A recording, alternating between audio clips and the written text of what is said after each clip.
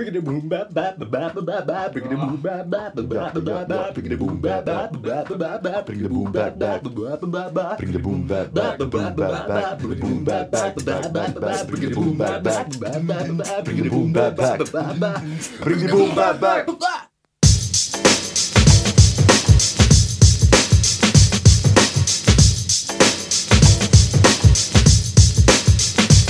Hip-hop is meer dan alleen een mooie muziek. Hip-hop is meer dan een dope melodie. Hip-hop is meer dan een verkoopstrategie. Ramsen brengen meer woorden, voeten hassen zien. Misverstand nummer 1 dat we rechten moeten zetten. Er is een groot verschil tussen de MC en een rapper. Een rapper support de gullen van de hip-hop elementen. MC tot er mee op en heeft de cultuur om in als een bende. Hip-hop is meer dan een grote bak aan stoeven op de track. En af genoeg van dat vloek. Stop maar roepen en besef. Hij moet oefenen, wel je stoef toe moet vroegen. Van in de vroegen en oefenen van het moeten kunnen. Hip-hop is veel meer. Zonder met de joggingbroek of een kappen op je kop is de shivers van beroep. Het gaat daarmee erom de inhoud van de lyrics in je boek. En dan is juist wat je zegt, wat dan wil je dat je doet. Hip-hop is meer.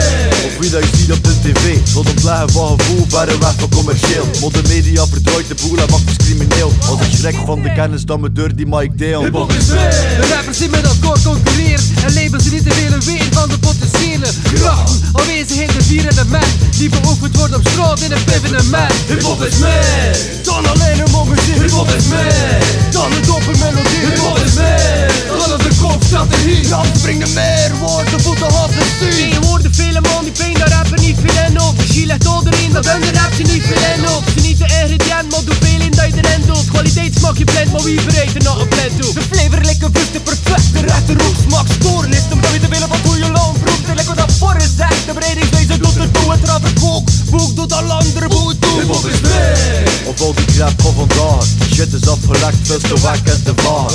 Zo relevant en staat niet meer in vraag. Want cash maakt de man en de vrouw onderdanig. Als ze zien er is de shows, is er niet voor façades. Alleen een ruwe flow, zieke beats en prestaties. Want hip-hop is voor u zoveel meer dan een fixatie. Het is de oncensureerde stemmen van mijn generatie. Weet je, in de laatste paar bewoorders van de woorden kunstvorm. Dit ontlaten in de cijfer op te horen punt stom. We geloven wel dat we collectief op het punt stonden. Voor barrières te doorbreken, dus er ligt een geluksnorm.